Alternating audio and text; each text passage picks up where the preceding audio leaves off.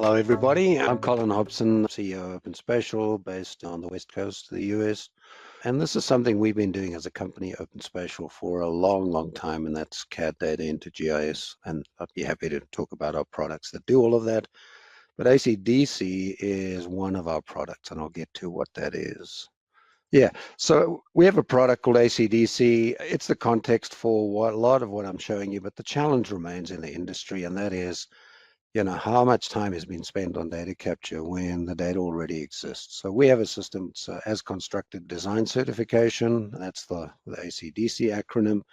And it's a comprehensive digital workflow from start to finish for capturing your data and streamlining that. And so I'll just go into, well, what's the big deal? So what we're going to do is just show this. So here's an example. This is very simple. This is just a telecom conduit line there. That's the project boundary.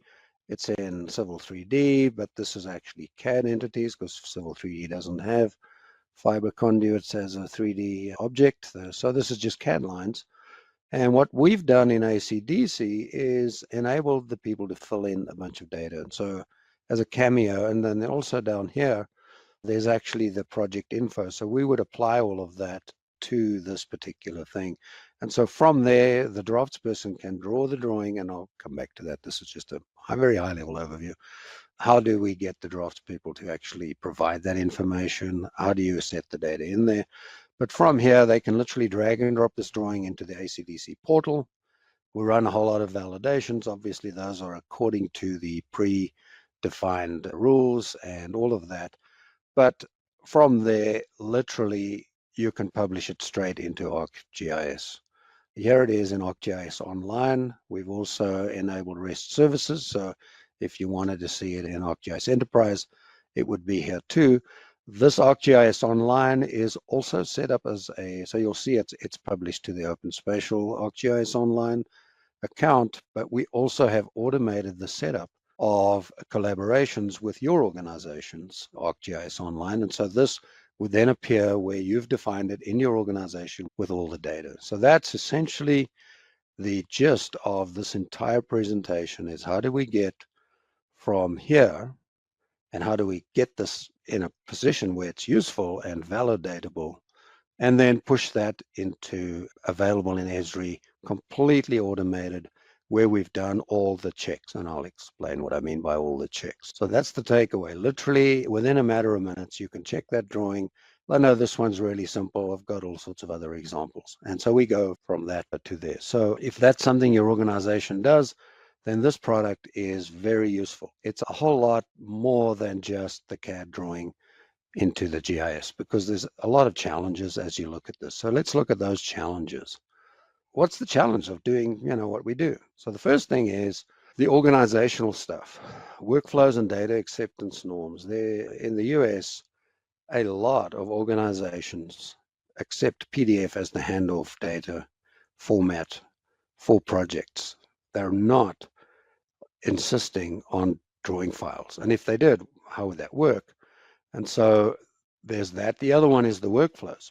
So get into organization, they'll track the documentation for a given project, and they'll do all of that, but they're not actually getting down to the real data within that asset, within that project. So all of the, getting the sign-offs for inspections at various stages, and even red lines on PDFs, they accept all of that, but typically that's done in different departments.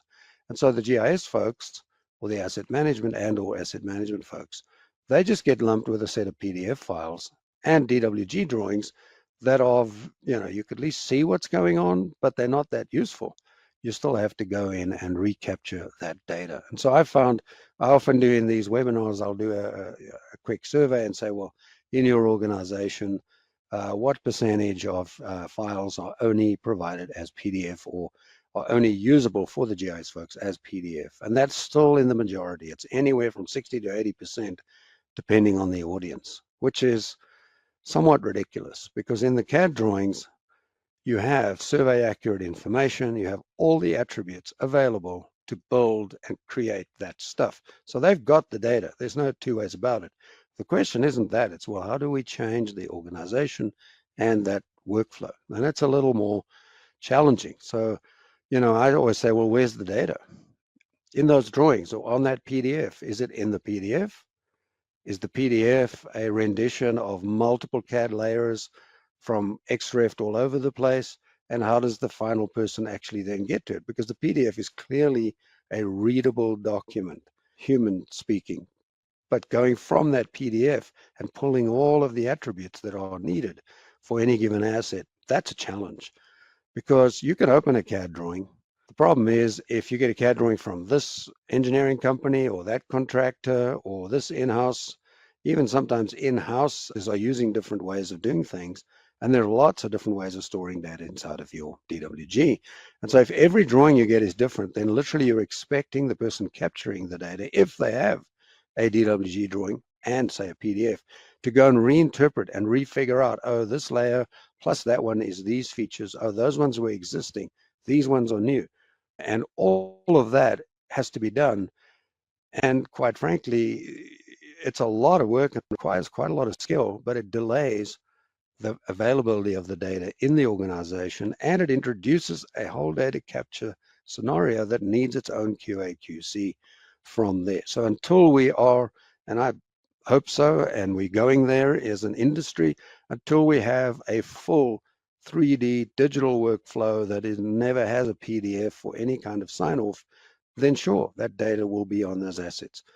But many organizations are still using paper in documents, and with designs and construction plans, there's a whole lot more to it than just, changing from, when I started out, we were all like, okay, everything's going to be digital. Well, we're not there yet. And I think the construction industry, because of the handoffs of multiple different groups through a multi-stage process, it's going to take a long time for that to filter down, except for the really well-funded, high-profile, large projects. Absolutely, they can do that. But the rest, the other 90%, nope, that's going to take a long time. So what if every drawing is different? How is the data structured in the drawing? Anyone can open a CAD drawing, but typically you just get what I call dots and lines. You don't get to the richness. So unless it's a civil 3D drawing for those specific features and you're using the latest Esri stuff, that's great. You can actually see a fair amount of that data. It hasn't been validated that everything's there, but at least you can see it and use it.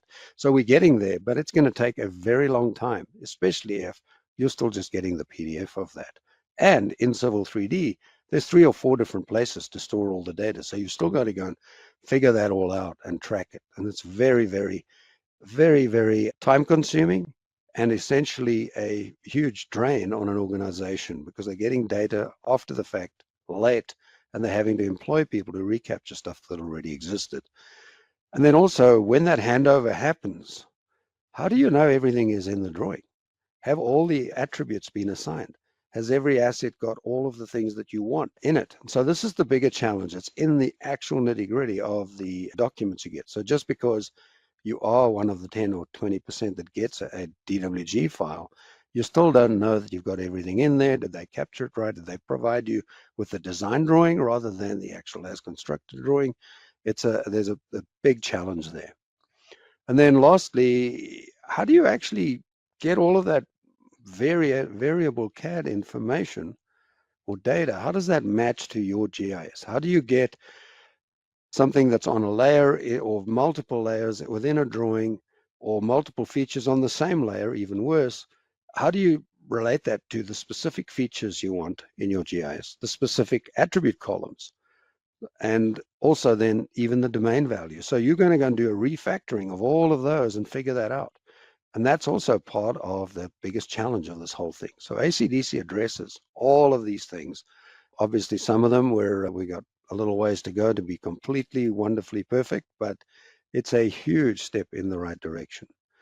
Things in your CAD drawing. Does the CAD data even have errors? CAD folks will draw a line all the way along and then go valve, valve, valve, valve, and there you go. It looks great, plots great on a PDF, all the lengths work, everything, but in the GIS, you want segmented, node to node, or you want polygons that are closed. Even though in CAD they can hatch them, it doesn't mean the polygon that they used to provide the actual feature is in fact closed, or that the snaps are working, or that the coordinate system is even right. Maybe you got 0, or you've got it in the wrong coordinate system. Those are fairly easy to solve these days. Virtually every product can deal with that, but having the burden to check that and variations in every single document you get, that becomes an organizational challenge.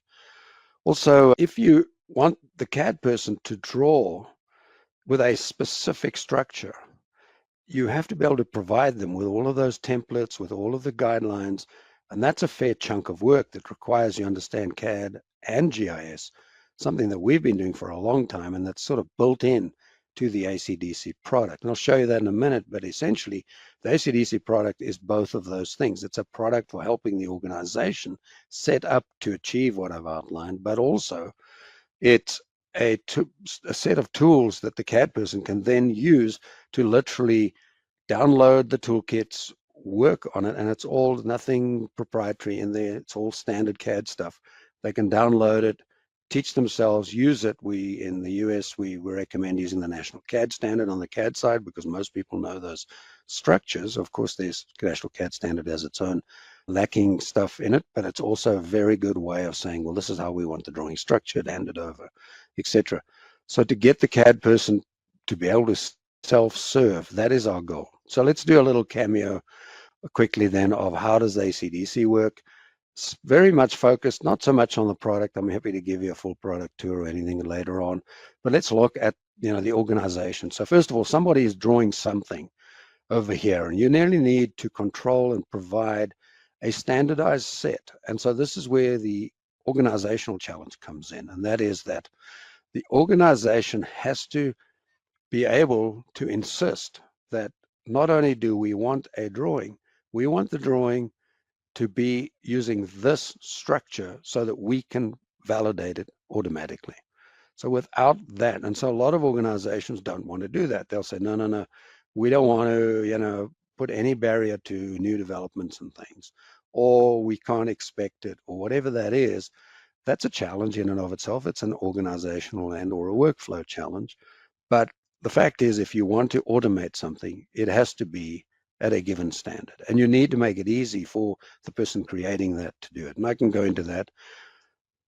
The next step is what we do with ACDC is we front load validation. So yes, the draftsperson can take the drawing and literally drag and drop it into the portal. I'll show you that in a minute, and run the validations. Well, hang on a minute. What are validations? What I mean by validations is it's what you've done in ACDC, predefined the rules for every given attribute of every given feature that you want. That could be 3 things. It could be, I don't know, any number of things. It could be simple. It could be complex. But you define, and I can go into what's supported there and all of that. But the organization sets, here's what we require. And in fact, we recommend when you start doing this, because there's a learning curve. Once the providers or the contractors that sign up for any given contract, once they get used to how you want the CAD drawings provided, it's much easier, and then you should start adding more and more attributes and checks and validations. But yes, the CAD draftsperson can take their drawing, drag and drop it to a given project in your organization. So back up a little.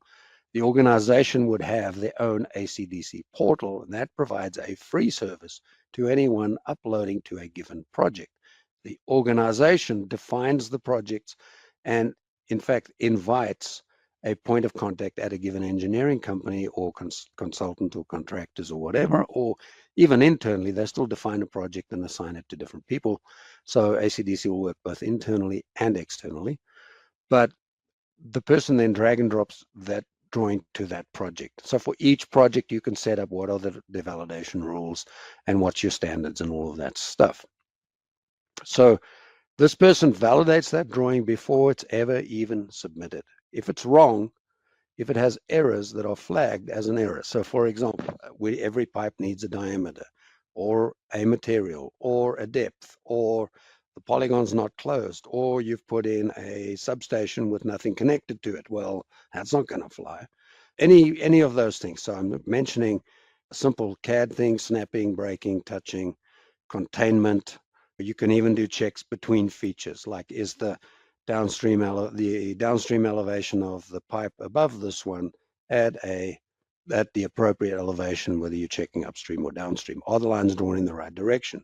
Has every point along a linear feature broken and segmented the line, and is that all there? And so, or can you have this feature? This feature has to be contained within a polygon. So I'm mentioning some of the sorts of checks. Point is that when this person validates that drawing, they get provided with a pass or fail, or a pass, in fact, with warnings. What that means is the organization really wanted that data, but they'll accept it even if it's not there. It's a warning, and it provides a listing. So internally, the organization can say, hey, let's just go check those warnings and kind of see if we can still get that data. When we find an error, we actually mark it. In the CAD drawing, we'll put a circle. And in that circle, on that circle, we will tell the draftsperson, here's what's wrong. It's missing this, or it's going in the wrong direction, or any of that stuff. It's isolated, or there's 2 points in the same spot. Okay, and so if you put, sometimes you'll get this, CAD draftsperson will go copy paste and create, the same feature. There'll literally be 2 copies in the CAD drawing, and that's all fine. It looks fine, but we don't want that. So we'll check it. So validation gets done. Errors get marked. They can view those errors. They can download the error drawing. They can get a list of the errors. They can zoom to each one. They can fix it, resubmit it until it passes. Once it passes, it'll go, and at that point, your organization would know, hey, there's a drawing that's been passed. Here, this is just the non-graphic part of the ACDC portal. You'll see this person has put in a lot of drawings for validation. They take a few minutes or seconds. And you can see that 35 of them have failed and 15 have passed. That's kind of normal. About the third or fourth time, it works. But what that means is now the organization has done nothing yet. And once that's passed, this person can flag it for review, which means they've literally handed it over. We found the engineers and these construction projects, if they're under pressure, they're doing this 24/7 in the portal, uploading stuff, and then it's ready. And when it is ready, in ACDC, in your organization, you can actually set up a workflow which will, from the portal, just notify various users and groups within your organization. So literally, they'll come in and say, oh, here's an email saying for that project, the submittal is now passed and valid, and there you go. And so there's a workflow component there. So that's very useful. And this is really, we're not trying to solve the archiving of the actual final wet signature document, if you will, and storing that. What we're interested in is the data. So this would be an additional workflow that works with any document management system, is what I would call them. But once a drawing is actually valid, it's available in any format, right? We can pop it out, lowest common denominator. We can do shape files. You can see them in QGIS. So here's that, whatever was drawn there. And you can see all the attributes. You can see it in the Autodesk viewer in the portal. I'll show you that in just a minute. On the drawing, you can also have it popped straight into ArcGIS Online. So you'll see there's a drawing there with multiple features. So this is a whole subdivision with water, sewer, storm, electric, and a few other things probably. And so that then can be in your organization. So yes, you can literally go from the CAD drawing within a matter of minutes, boom, it's online. So that's the workflow at this point. So if you've looked at, here's AutoCAD. A lot of the things we do, if I'm presenting to CAD folks, I'll talk about, well, how do we make it easy for the CAD person to actually use it? So in ACDC, we have tools that will create the CAD templates, create effectively your CAD data definitions from your GIS so that they match, because it's not a one-to-one, it's kind of a tracking. We'll set this up, we'll set up the layers and set up blocks like this or any of these. So in this particular one, it's a simple line, conduit line, and it's got a project boundary. And so this organization actually wants the project boundary, and then they can do that. And then any data that's already put in, we've got this thing, we add in what we call a common block, which is like a title block in the CAD drawing, but it'll have the project number. So if I click on this here, you'll see, well, let me just select one thing and make it a lot easier. So in here, the contract year, the contract number created by that info is, and you can select what of that information, but that can get carried at validation. We'll pull that over and assign it to every asset that you want to. So you can say, oh, for this feature class, we want the project number to be assigned to this conduit line, would be an example. So if I go in, select those, you'll see here's the contract already put in. But the draftsperson didn't go put that in on every single entity, right? So you'll notice that the block doesn't actually break the line. So this one has a snap and break rule for validation. And so this line, even though they drew one long conduit from start to finish, it will get put in as a segmented model. We will snap and break this block, this conduit line at this handhole and any junction box or whatever you can set what those rules are. And then it'll come in as individual lines in the, if you want, you don't have to, you can put it all as one.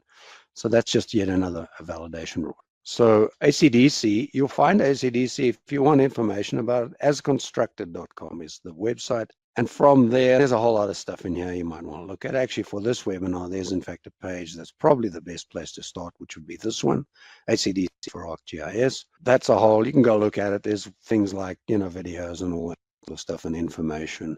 But the real heart of the matter is the login itself. So when you go here, you can log in here just to save time. The logins are really context dependent. If you're part of the organization, then you're going to see your organization stuff and projects you have rights to, and we've got a whole matrix of that. Whereas if you're what we call a draftsperson or a creator, you go in and actually you see whatever you have rights to. I'll log in here as one of the owners. So this is then the login, and you'll see then some drawings have failed. And if you pop that open, you'll see, hang on a minute, this thing had 800 odd entities. They passed or failed. The ones that the issues were, this is what it is. And I can actually go in and download the failed drawing. That would be the one with the markers in them to say, here's the problem. And then I could go and see the viewer and actually view the failed drawing. Let's go and do that. The viewer is the AutoCAD DWG viewer for the web. And so it will load the drawing up and you'll actually see it here. And yeah, you can see all the errors, right? So that little red one is a marker. And so if I zoom in on this, you'll see all of this. So this one has been pulled in color, but here's a road, but this is tons of different errors. If I click on that there, I should see the actual properties on the drawing for that error, and I can actually get the list here. So I can pop up that list of errors and off we go. So those circles are on a specific layer. So here you can see there's quite a lot of errors. There's tons of errors in this one. But if I just zoom in on a given point, I can say, all right, so this one has there's point within snap tolerance. So they've literally put that thing there twice. And you can actually see these two are literally there. Let's go find a different error. Maybe that's the only problem here. So it looks like this person XREF the same drawing in twice. And so you can see all the errors. This is a custom version of the Autodesk drawing viewer. It can do everything it does, but we've added in the list here, which you can get as an actual printout list. We've also put in any of the properties in this one, and this is all the information. So we open those panels, make it easy for the user to go in and look. I'm just trying to find a different error that's not the point in polygon. I'll tell you what, I'll open a different one. Let's go and look at the one we already looked at. So that's how the errors manifest. If you go in a drawing that is passed, the person, you'll see converted. That means we've created GIS data already. Let's go look at the one I've been looking at. So this drawing passed, it's a very simple drawing. It's that conduit with a project boundary. We give a count of, okay, there's 4 handholds. There's a conduit, the total length, median, largest, whatever, project boundary. We can put in stuff here. And so for this one, you could go in and say, okay, let's view the drawing. So now I'll go into the drawing viewer and I can see that information as well. The drawing viewer is the Autodesk drawing viewer. So what it's doing, so it is a 3D thing. It was rotated, and you can go in here and say, well, let me see the list of errors. There's no errors in there. Let's actually go and look at, so if we can turn this on and look at the properties of this. So if I go into general, we can see the CAD stuff and then the MISC stuff, and you can see all the geometry and vertex and everything else. And that's the polyline in there. And so you can get, all of that information. This is viewing the actual DWG drawing without having a CAD license. So it's quite useful. And a lot of folks will actually have the error drawing in the browser like this, although this one doesn't have errors, and then the CAD drawing on the other screen, and you can then walk through your errors and fix them as you go and do that. Any of those, or you can download the actual drawing. So once I've finished viewing that, I can go in and actually view the converted GIS file, ArcGIS Online. I just did that just now. And here's those same layers. Let's go and look at, I don't know, the handholds. Let's go and check show that as a data table. And so it's going to pull in, there's the 4. Let's go and actually zoom to 1 and then turn that on. You know what, we're going to have to go. So there it is there. So there's that one there. And so it goes, and you can, select another one there, and you can see it, and you can look then at its attributes. Let's actually get the attributes there. So if I go into edit mode, is one way, they're all here. We can just scroll to the right, and you'll see that information is already here. So the size, slack length, etc. And here's that in the columns. This is going to match the GIS. Literally, this data is good to go. Now, we don't push it. I guess we could. We don't push it live into somebody's corporate database of record. It's essentially in ArcGIS Online or REST services. Typically, most of our customers will pull that into some sort of sandbox or working area, and then they'll check it and then just convert it and just pull it straight into the project, and off you go. Because there's all sorts of stuff that people do internally. But within a matter of minutes, the data is available, and it's really helped the process along the way. So that's in essence directly from the CAD drawing into GIS. On the CAD drawing, one of the things we do there is we make it really easy for the CAD person. In ACDC, we actually have tools to, in fact, build out menus. Because what we want here, if I just go LA and this here and put layers, and I look at the layers in this drawing, you'll see there's a couple of hundred for this particular customer. And so it's got everything in it for reuse or property boundaries, or well, this is water reuse, and then storm sewer, and then storm drain, so storm and water, natural gas, telecom, you name it. So it's more than just what you're going to have in Civil 3D. So so even you can add your own here. They've got a sewer test hole, so if it's potholed or whatever. And so we've put that in. But if you're going to the draftsperson and you're saying, we need you to draw this drawing like this, they're going to say, well, hang on a minute. I'm going to learn 200 layer names, and then there's blocks and other attributes, and where do they go and how do they work? And that's when it becomes tough, because they're going to push back. And some organizations are not prepared to do that. So what we do is, in ACDC, we start with the GIS and provide you the tools to look at your schema, and then start building out your CAD template with the attributes and checking that those all match, and then applying those rules. So it's much more than just an ETL product. It's much more than just looking at your schema. It's, got on top of that then the portal. So that's how we solve those challenges, that sort of broad spectrum of challenges. So here's one of the things, everything in ACDC for the CAD side is standard CAD. You don't need to use what I'm about to show you, but to make it easy to teach someone all the layers and everything, they would not know what you called your telecom layers. In ACDC, there's tools to automatically create these CAD menus. Simple, standard CAD stuff. Anyone can create their own custom CAD menu, and a CAD menu is like a macro. It literally says, when I put in, like I'm on a telecom handle, when I put that in, it automatically flips that to the active layer. It knows what the block is. It knows what the attributes are. So I can just click this and literally go in here and put it wherever. So it's already turned on the snap mode, and it'll put it right there, and I don't want to scale it, so I'm just going to keep it the same, and I can put in a rotation or whatever. Let's make it look nice and do that. Okay, I messed that up. And then the next part is and this is the piece of magic. I'll hit cancel. I'll come back to this in just 1 second. If you put in a CAD block, you get this.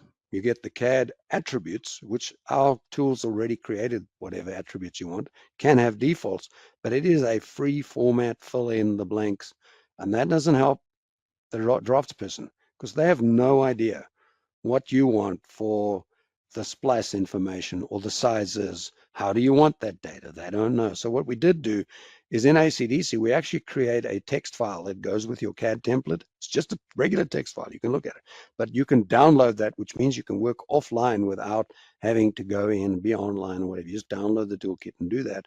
And we're using a little plugin that we created. Once again, it's a standard CAD block. You don't have to use this plugin, right? It does help with the layers. It really helps with the data, because we've now essentially provided your domain values and your feature stuff to the draftsperson, and they don't have to learn them, because That little plugin uses that text file. It's called Attributor. It's free. Download it off the Autodesk App Store or BricsCAD App Store. We also do that. But all it does is takes the AutoCAD insert or block edit and adds the ability to look at domain values and provides a much better user interface, actually. And so if I go and I edit this block with Attributor, it now opens that block. So you'll notice a bunch of things that are really useful for the draftsperson. It's already flagged. These are the mandatory columns, right? So those have to be populated. So if I try and submit this now, we will actually warn you and say, hey, there's these 2 columns, you didn't miss them. You don't have to fill it in because it's just a CAD block, but it is there. So I'm going to cancel out, but this is the value, here is the values that are valid. And so they can come in. And so here it says, oh, you need to enter this in feet, in length. So sometimes we'll put in the decimal places. So let's say the slack length in here is 8 feet. And these ones are whatever, and you can go in and get the picture. So these drop down. So let's say that this is surveyed in the field. At this point, I can say, okay, I'm displaying, you'll see it looks like it's displaying twice, because I guess I've been in education and GIS stuff for too long, but I kind of want them to see the actual data and the description. So we have an option where the code, that's the value that's going to get put in the GIS attribute at the end of the day. We do allow for descriptions because that makes it much more usable than some acronym that you might want in your GIS. Or if you want to, you can show both, and that way you kind of learn what it is, and off you go. And the same thing over here. So in AutoCAD, the tag is the actual name of that attribute. So those are the first part. And then there you can add a prompt or a description, if you will. And even here, you can even put tooltips. So those they can add in additional info.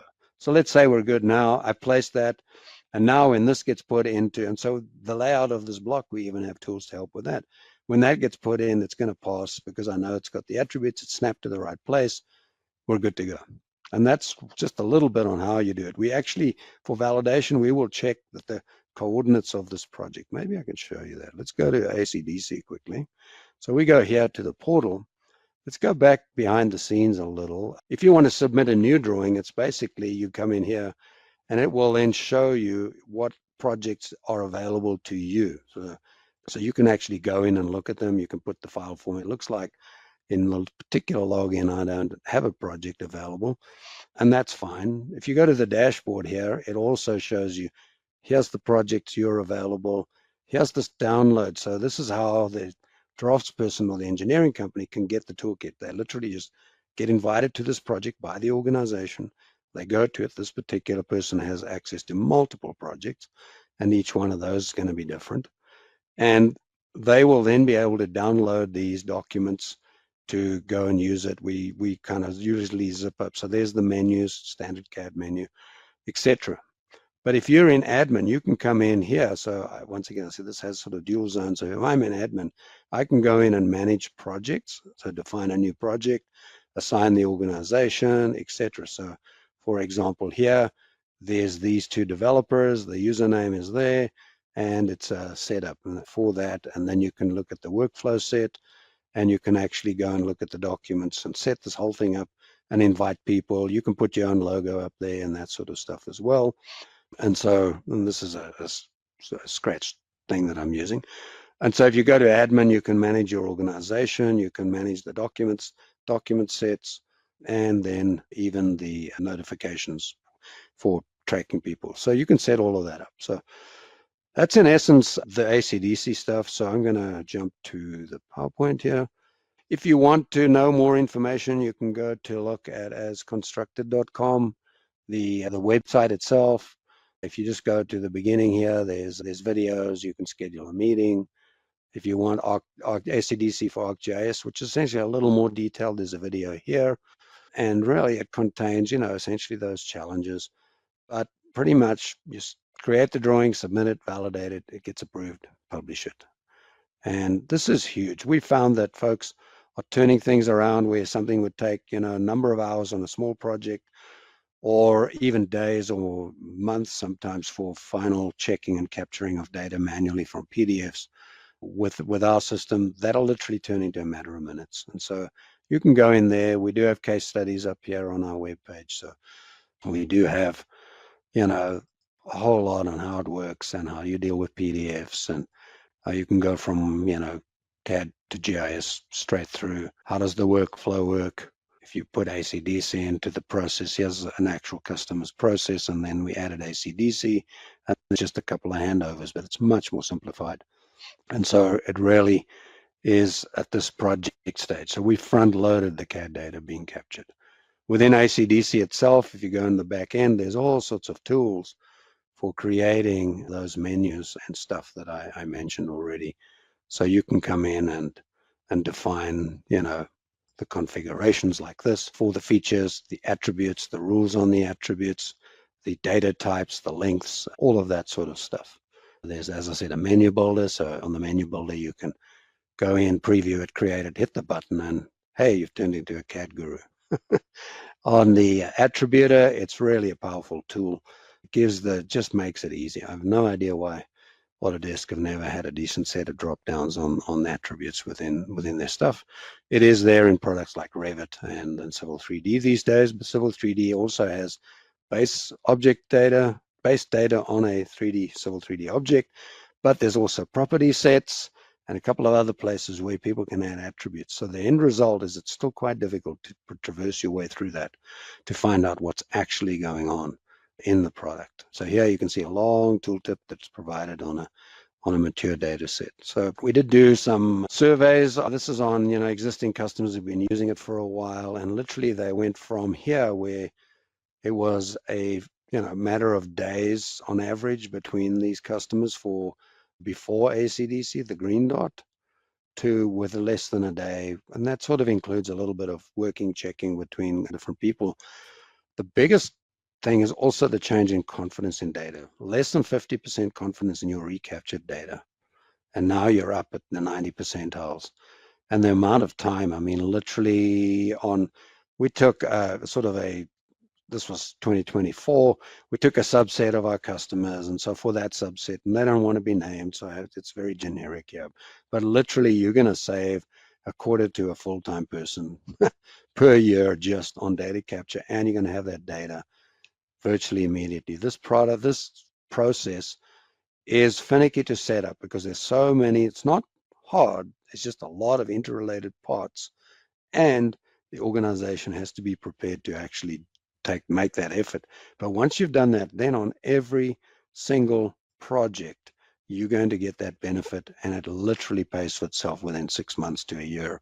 And then from every single project there on after, we can go and get that benefit. And it snowballs. We've found with mature customers, they will in fact do a dual validation. They'll typically do it at design time, which will have less attributes, but they want to know that the design, and it sort of helps get the engineering company or the drafts folks, it gets them prepared for how they're going to deliver, what's involved. But they'll have it as design time, and that stuff, because it gets straight immediately online, becomes really useful for all the other players in that project. They can go and look at the design online anytime and check it and just view it and go and look at where's this and where's that, and coordination between, where the street is and where you're going to put your telecom was the example I was using, and how does that interrelate, and what if there's a delay in the project, we go into economic times and something sits for 3 years. It's a challenge. And so that was become a two-phase where they'll do checking at design stage, and then even typically they'll do it at the end for the actual as constructed, and that gets put in as part of the sign-off. If I go back to that workflow, part of that sign-off is project acceptance is only done once this sign-off here has been done, and we know at that point the data is already done, and we can push that available as REST endpoints. And so that is where that happens. Okay, thank you very much. Any last questions? All right, please give us feedback or anything that you'd like from there, and let us know if we can show anyone else in your organization, or there's the videos, you can look at those as well. Thank you. Bye-bye then.